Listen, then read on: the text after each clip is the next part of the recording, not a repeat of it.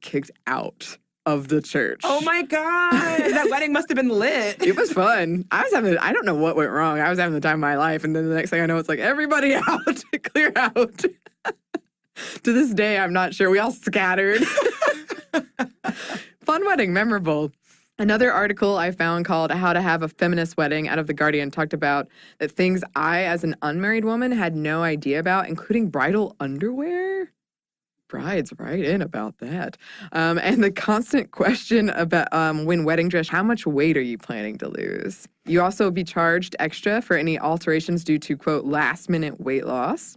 And you look 2 sizes smaller than you did when you first walked in, and that's no bad thing. It's something that a lot of, like, wedding dress changing rooms have. It sort of undermines that whole, I love you for you, no matter what thing. It's just bizarre. It is bizarre. And we have so many weird things. I mean, anybody out there who's planning a wedding can tell you that the second wedding is attached to something, it's like twice the price. Yeah. You buy a white dress from Macy's. If it's the same dress, but it's a wedding dress, they have to up the price. Yeah. It's such a racket. And we just have so many just accepted weird customs when weddings are in the mix. We absolutely do. And another thing that I thought was very strange is that a woman is supposed to plan every aspect of the wedding, and it's always assumed she will. I read a lot of accounts of this where the man is planning something, but they just address the woman because they assume she must be the one planning it in this heteronormative marriage. But if she goes overboard in that planning, she's a bridezilla. So it's like, you have to plan everything, but be cool, okay? Well, that's just another way that women are straddled with these completely unrealistic and also opposing norms that you have to do all the planning. But take the lead, get the binder, whatever. And if you do it too much, that's bad. So not doing it at all, that's no good. Mm-hmm. Doing it too much, also no good. So you have to find this perfect, like, Goldilocks area in the middle of you're doing all the work, but you're acting super chill about it. And you really don't care. You're chill. Yeah. It's like, no, it's too much. Yeah. That dreaded cool girl stereotype. Oh, we got to do that. I know. I can't wait to do that one. Are you a cool girl? Is anyone a cool girl, Bridget? I think people might think I'm a cool girl. In reality, I'm the least chill person on earth. I have a similar thing, but it's more that, like, I always think of Gone Girl had that definition of a cool girl, and it's the girl that will go out and drink beers with you and get a hamburger with you and somehow is still a size 2. I'm that.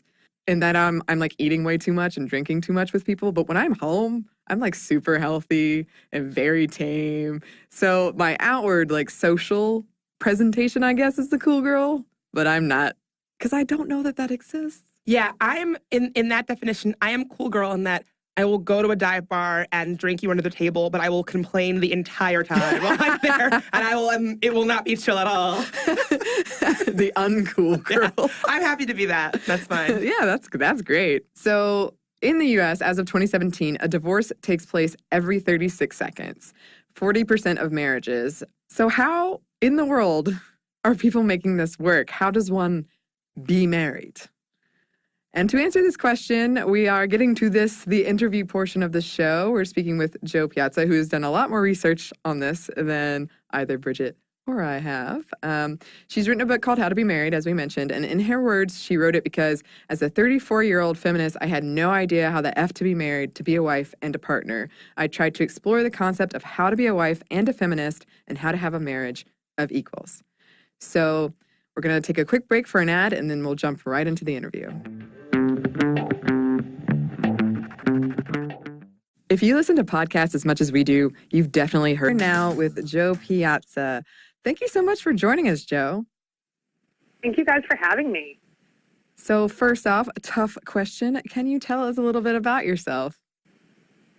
I can, yeah. So I'm actually the host of a brand new podcast called Committed, where we talk about all things marriage. And people have been asking me, they're like, why is it called Committed? And I'm like, well, doesn't being married sometimes kind of feel like being in an insane asylum? And they're like, oh, yeah, it does. But it came about, I'm a journalist and an author, and, you know, I've been a journalist since I've been a grown-up and writing books almost that long.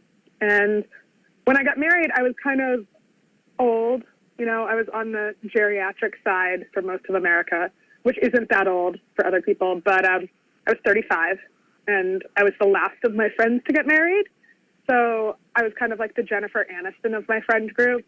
Like, I was happy with my life, but everyone else was sad for me. Oh. And then when I got engaged to this straight guy who showed up out of nowhere, I realized I had no idea how to be a wife or how to be married or what you're supposed to do to be in a couple. And I wrote this book called How to Be Married.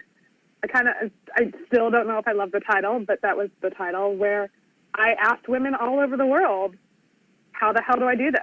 And so it was very fancy French women in polygamous tribes in Kenya and Tanzania, Orthodox Jewish women in Jerusalem, and compiled this into one book where we just talked about marriage that wasn't total BS. I mean, marriage off of Instagram. So there's no hashtag couple goals or, sweetly, fakely post date nights. It's like the nitty gritty of what this is really like. And I'd like to think of it as a feminist's guide to figuring out how to be a wife. So that brings me to my burning question. How do you be married? How do you be a spouse in this country? I still have no clue. That's the problem. It was really funny on my book tour last year.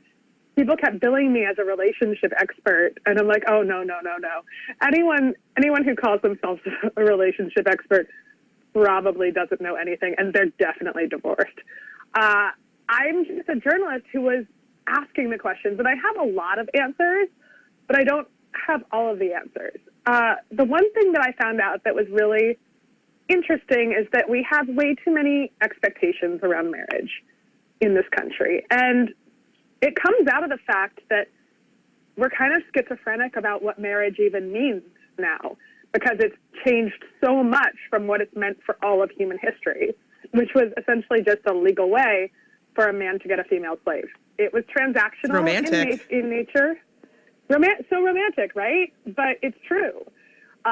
It was a father essentially selling his daughter to a husband, and the woman would serve the man. And that's what marriage has been, and that's what those roles have been defined as for all of human history. Still, in a lot of parts of the world, that's exactly what still happens. And until maybe 20 years ago. And so now that we have marriages where people are actually in love, where people are equal partners, and in a lot of my friends' marriages, the woman actually makes more money than the man, we don't know how we're supposed to act or how we're supposed to operate. And we have all of these crazy expectations. The biggest problem with American marriage, I learned, is that we think that our spouses are everything, that they're our best friend, the greatest sex we've ever had, our soulmate, our tennis partner, our running buddy, our therapist, the person who tells us our butt looks cute in our new jeans, even when it doesn't. And one person can't be everything. And when that person fails to be everything, we get pissed and we think that our marriage isn't working. And that's the story that I hear over and over from women. Yeah, I do think we kind of normalize this idea that when you marry, you are marrying the person who's going to be everything in your life. And so the role of your girlfriends or your buddies or your work wife or whatever, all of those roles kind of become, I don't want to say erased, but diminished, because now you have a husband and that person's supposed to be your end all be all. And yeah, it's not true. And it's also not realistic.